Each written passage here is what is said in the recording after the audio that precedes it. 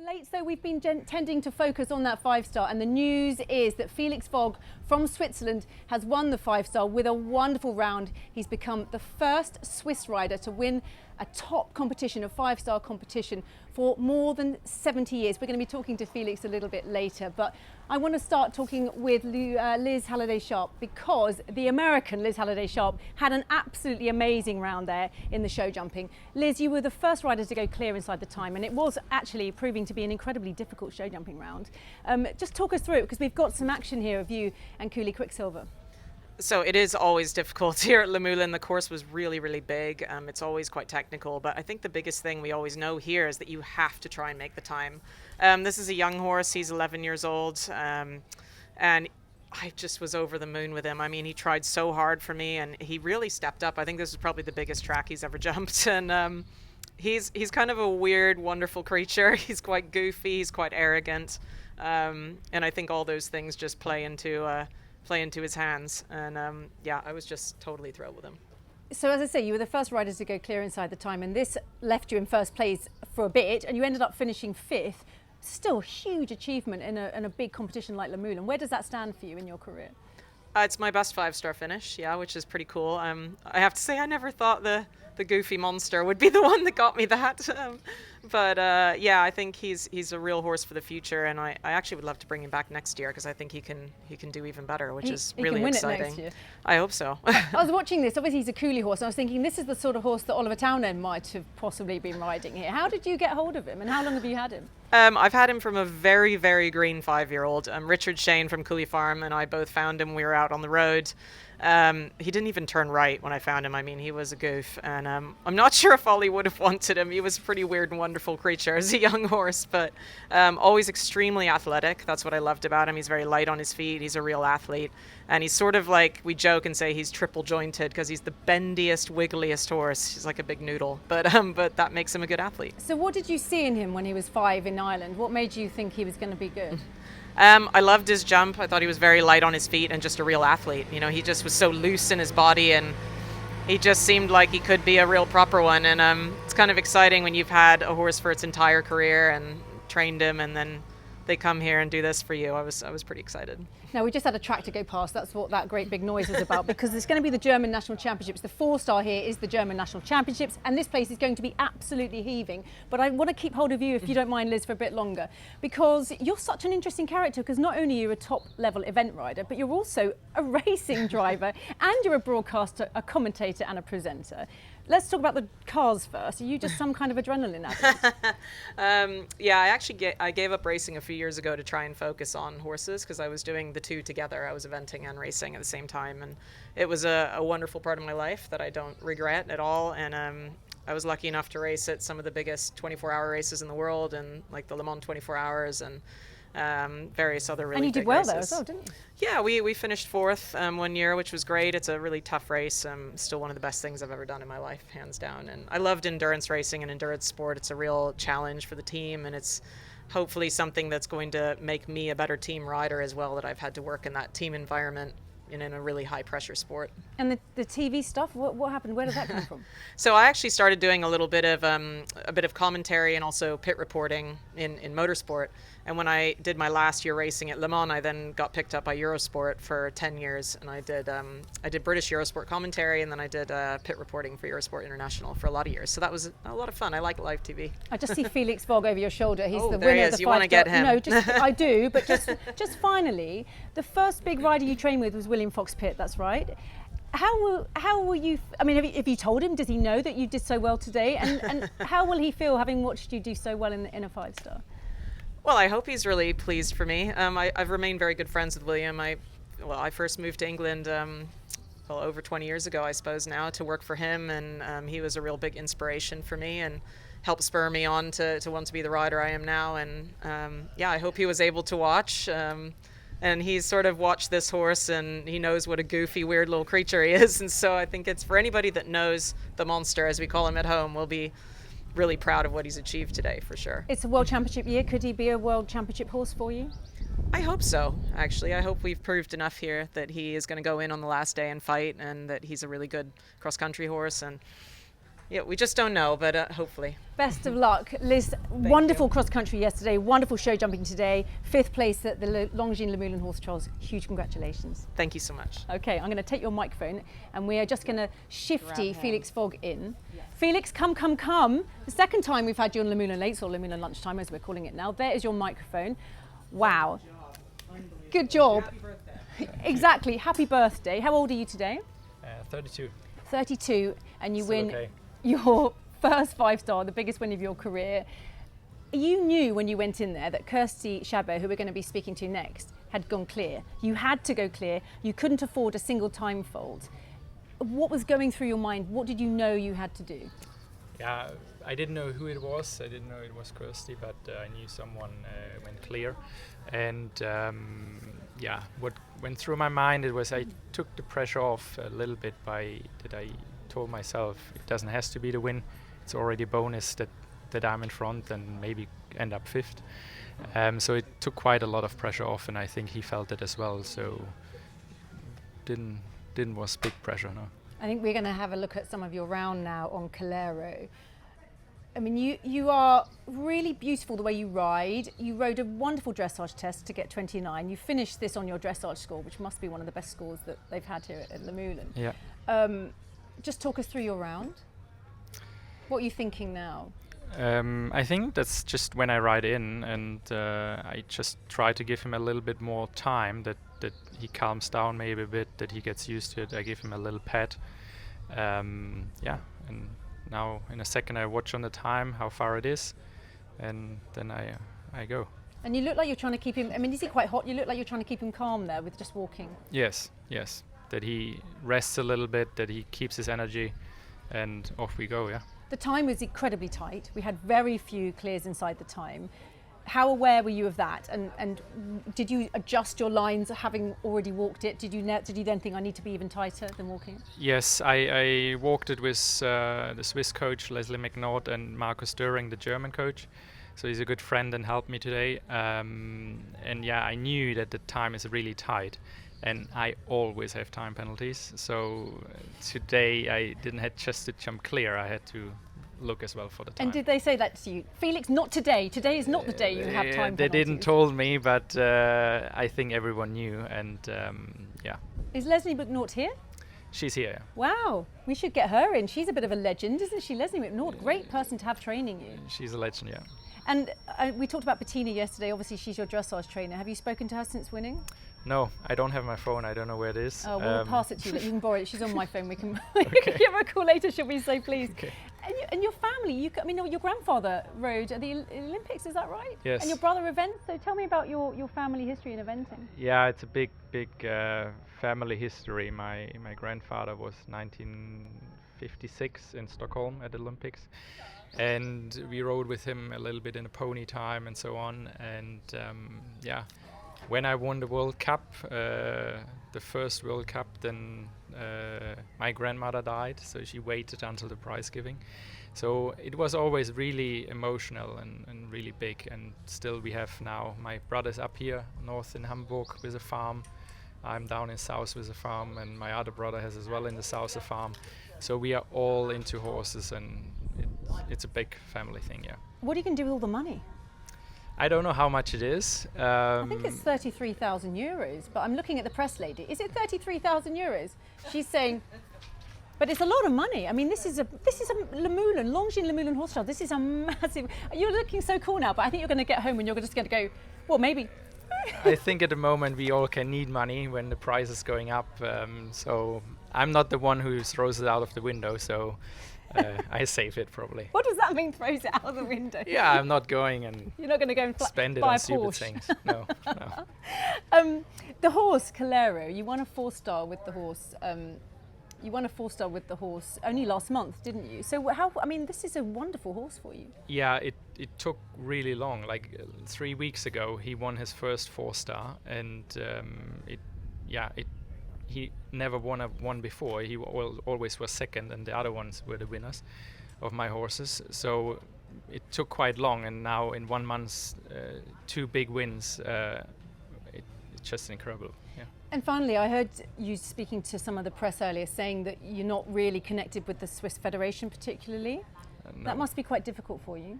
It is really difficult, yeah. And it's every time, every competition again a challenge, because some stuff happened what shouldn't happen, and so it's every time again a challenge. And but They'll be on the phone now, won't they? Felix, I don't know. you've just won Longines Luhmühlen. I don't know. World Championships, do you think you would be going there? I'm sure I'm going because the results are the right ones. But yeah, to the other thing, I'm just happy that I have my team, Bettina, all the other ones, which are supporting since years as well through these difficult times. And now it's really good times, and I'm happy they're still there and helping. Yeah. Well done, Felix. Huge congratulations. You've done Switzerland proud, and we are really pleased that you won. It was a wonderful win. Congratulations. Thank you very much. Okay, I'm going to take your microphone. Felix, the winner, is now going to shuffle off, if you wouldn't mind, Felix. And now you can go back to your adoring public, because we have Kirsty Scheber coming in, who so nearly did it. Sit down, Kirsty. There you go. There's a microphone for you. You so nearly did that. I mean, wow. You did the most amazing show jumping round. Thanks. We hopefully might be able to see it, but just talk me through your experience really, because is this your first Luhmühlen? No, I did come and do my first 5-star here in 2015, but I didn't make it very far around the cross country. Have you had a baby in between? Yeah. So you've had a baby in between. Yeah. And you are quite a busy lady anyway, aren't you? I mean, you've obviously got the whole opposition breeding background, and Yeah. your mum, your husband Archer's here. Yeah, well, he wasn't actually, but him and my dad drove all through the night last night. I think Arthur was actually competing at Nunny and finished it. I think they accommodated him superbly and allowed him to go a bit early cross country, so dropped the horse off at home and got in a car and drove all through the night and arrived here at 5:30 this morning. Wow, well, good job, because they were a great support team. So you were, I'm not sure, I'm just trying to think, where were you going after the cross country? Because you had Fourth. what? So you were fourth, Yeah. you rode clear, then you had to nervously wait for 3 other riders. Yeah. And the 2 in between didn't make it. So No. you finished second on 31.1. So you were only 2.1 away from the winning score. I mean, it was less than a show jump. Yeah, it was.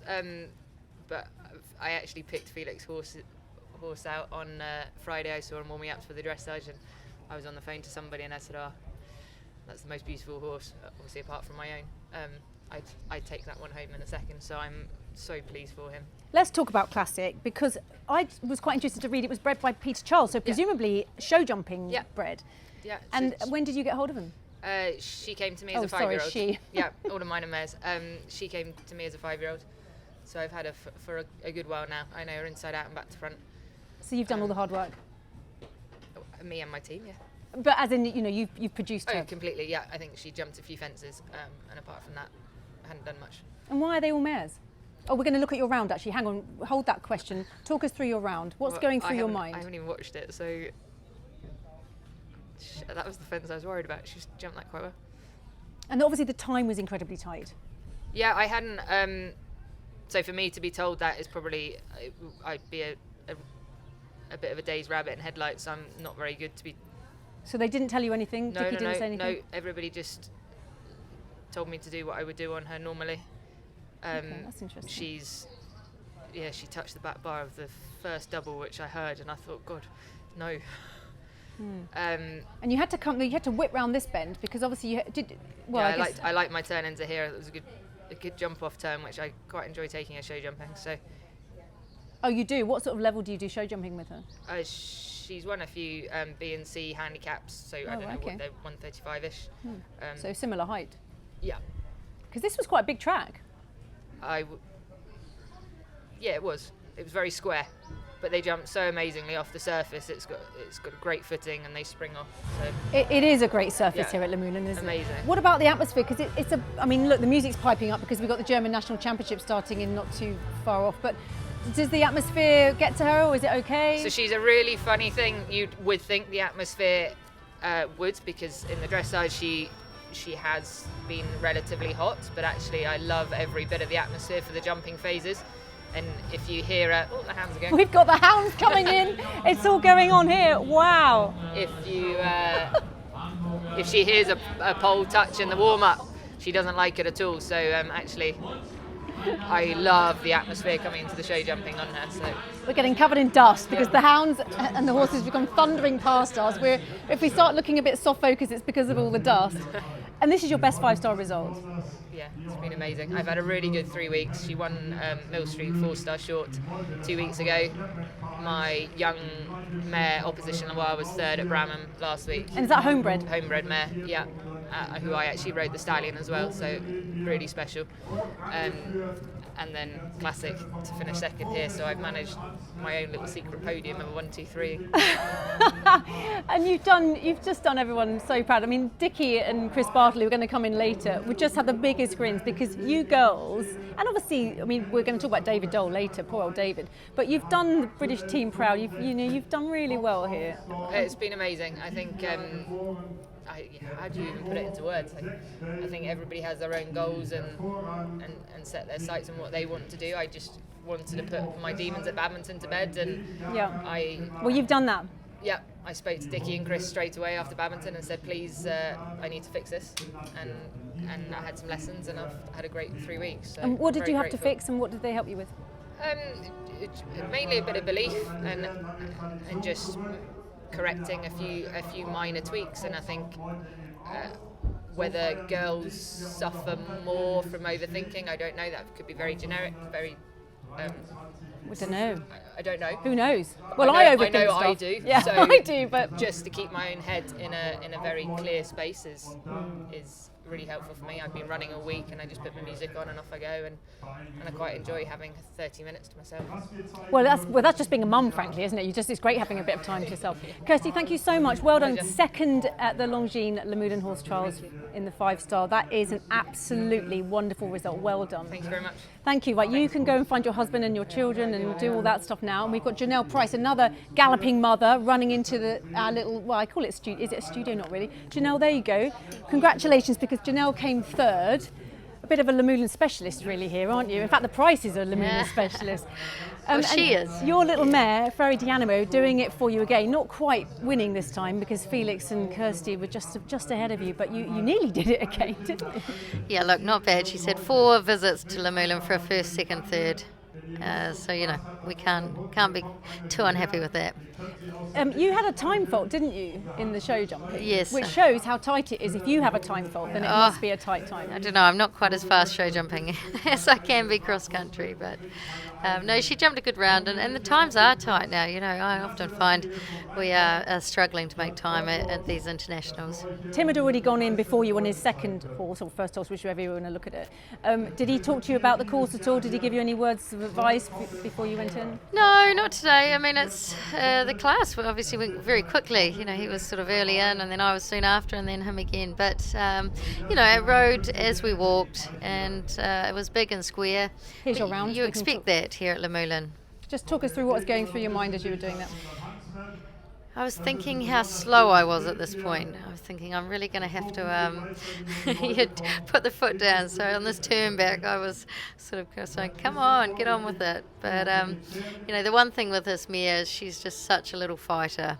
And no matter how she's feeling on the Sunday morning, she is 17 now, she's naturally going to be a little bit creaky. But the one thing is that she's going to go in that ring and fight for her life. And she showed that again today. Well, I was going to say so she's 17. Obviously, you've retired a couple of your other big ones because unfortunately, COVID wasn't good for you because you had these amazing horses and then nothing happened for a year just when they were ready to go. Well, I haven't retired anything yet. Oh, you haven't? to be honest. One of yours 19? Yes, but she's still going? Well, she's Good back for in her. work. She Sorry, went to I shouldn't have said that. That's badminton terrible. this year. But no, look, I've been so lucky to have these 2 mares, both owned by Trisha Rickards, Classic Moe, who's 19, as you quite rightly say, and Ferry Dianimo. And they've really been such special campaigners for me for the last 10 years, and I really don't know what I'm going to do without them. Why do you like riding mares? I think in the start it was just by chance it happened, but then obviously it was my calling, and these feisty, strong-willed, determined little mares. I don't know, maybe we have some similar character traits, I don't know, but it just seems to work. So. Well, Kirsty Chevo was saying that she has loads of mares, and I love mares. I'm not a professional rider, but I love mares. But it's quite funny you said it because you're fairly feisty and quite a strong character. Exactly. Yeah, they say it how it is. So do I, and it obviously just works. Who have you got coming up though? Which is going to be the next Ferry Dynamo for you? Oh, I don't know. That's the hard part. I don't think anything's going to replace these two. And I'm very much a believer. I sort of don't get ahead of myself. I wait until they're here and actually put in the results that prove worthy of it. So we'll just have to see who steps up for me. And since having babies, it obviously hasn't affected you in any way at all. In fact, if anything, you're going faster, I think. But how do you fit it all in? Because it is really tough being a mum and a top rider, or doing anything. Yeah. Well, it is, and actually we've had the kids here this week, and certainly a show with the kids versus a show without the kids, two different shows. But it was very kind of Luhmühlen to put the cross country on yesterday morning for us, and we spent the afternoon in town at some community pool with the kids. So that's how you do it. Yeah, Who knew that you were doing that? Switch hats. Yeah, you get off your competitor hat, put on your parenting hat, and I'm very lucky to have my mum's here this week helping, and we have a very good nanny as well. So you need that support around you as well. It's a World Championship year. Is that, I mean, I guess it's always in your mind, but are you going to be going to Bretoni, do you think? I sure hope so. Yeah, I sure hope so.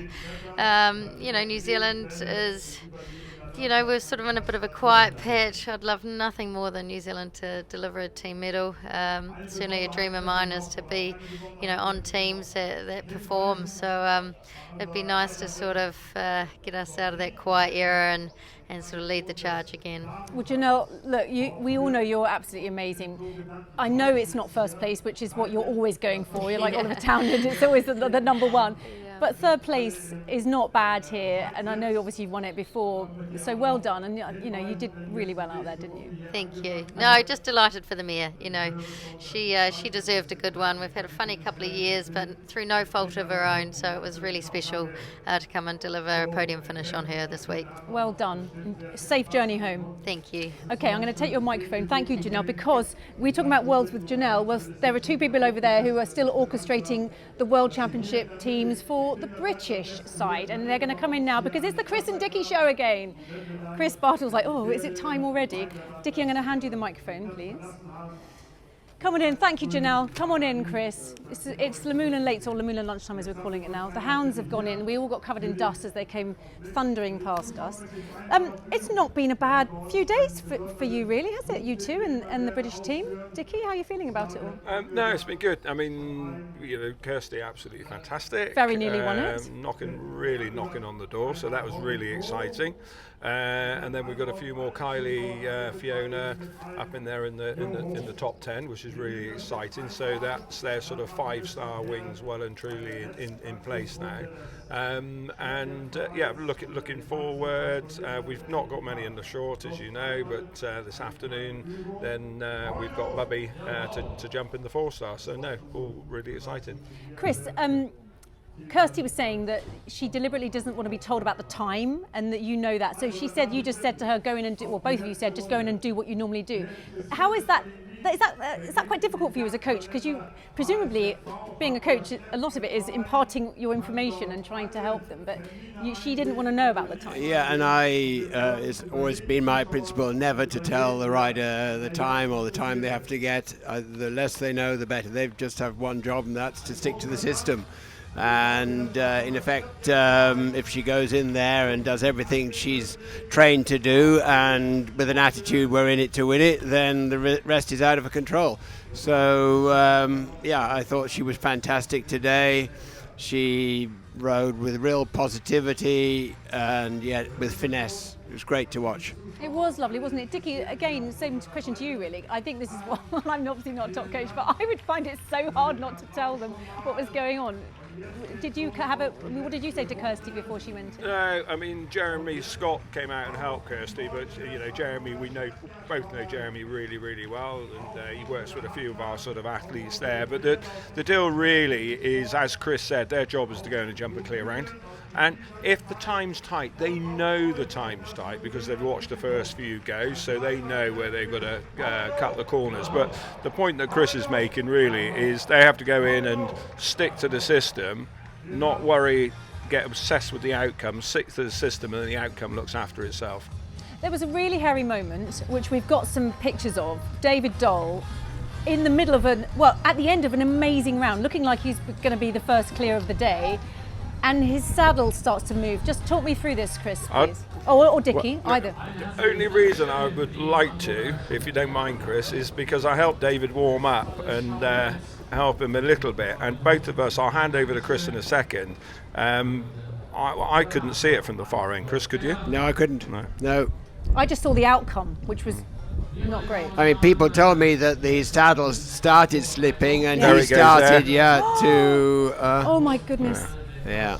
I haven't seen that. Oh wow.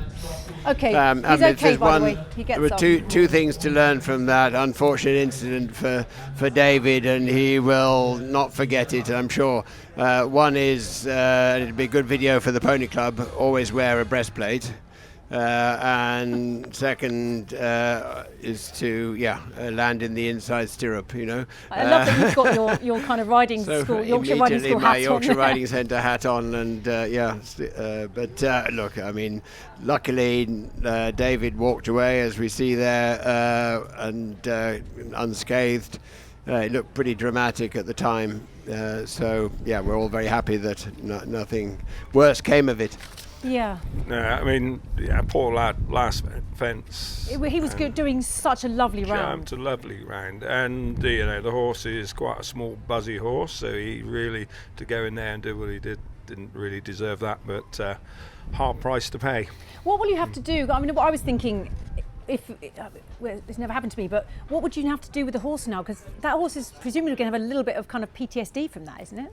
To use the wrong term, but will it be? That's a good remember question. it? Yeah, do you know, they're amazingly robust, and I'll be surprised. They I think that saddle back on, bit of training at home, and it'll be over it. But it will have to. That's what I'm saying. You'll have to do something, won't you? They're all very, very different. The characters with all of the horses, and okay, she's a hot mare. She might get a bit sensitive for a while, but other ones, they're absolutely just know it's a freak and an accident, and away they go. So it's very much knowing the character of the horse and just being sensible when they put the saddle back on and when they ride the horse for the first time. And that's what I was going to ask you. So, Chris, I was wondering when I was once it had all finished, would you have saddled it up deliberately back at the stables quietly, or do you wait? Because obviously, often with horses, you want to get them doing. If they've had maybe a refusal, you want to make sure you leave on a high, don't you? Would you quietly put the saddle on now? Or? No, I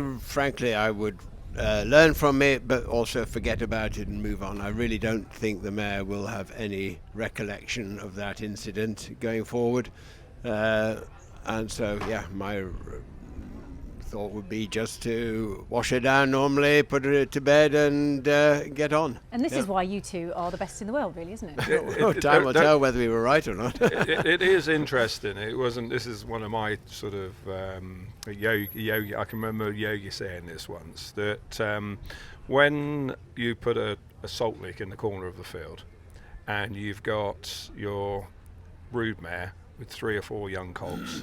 The first day you put that salt lick there, the 3 or 4 young colts, they arch their backs, their ears are locked forward onto the salt lick, and they are just snorting, and they don't understand, is it danger, is it not danger? The brood mare will walk over to the salt lick with their head in a half dismissive mode, one ear listening out for danger as they do, the other ear partly onto the salt lick, and she almost ignores it. The moment she does that, the young colt's body language completely changed and they're relaxed because mum says it's all right.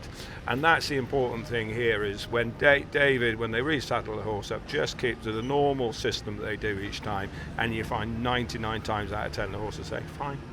I love that story, thank you. Good sort of metaphor for life, maybe, isn't it? We're almost out of time. Thank you, you guys. Thank you so much for coming over to chat to us. And we talked yesterday about why you're such a great combination. And it fascinates me because your organisation and your knowledge and your history with horses, and then Chris, your incredible knowledge as well and the experience, and with the riding school, obviously, which is in Yorkshire. You are just a wonderful combination, and the British team are lucky to have you.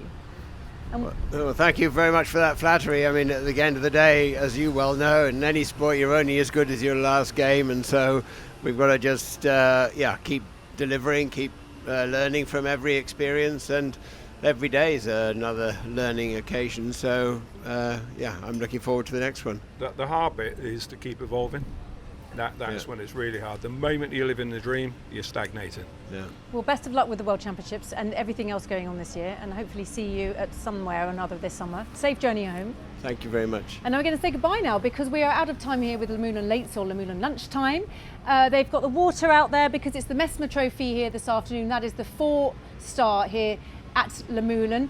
We're going to play you out with Felix Vogg's Lap of Honour, the winner of the Longines Luhmühlen Horse Trials 5-star, the Swiss rider becoming the first rider from Switzerland to win a 5-star for 71 years on his birthday as well. Congratulations to Felix Vogg. We hope you've enjoyed this slightly haphazard chat show that we've put together for you here. We've had a wonderful time. From all of us here at Luhmühlen and Luhmühlen Lates, it is a goodbye.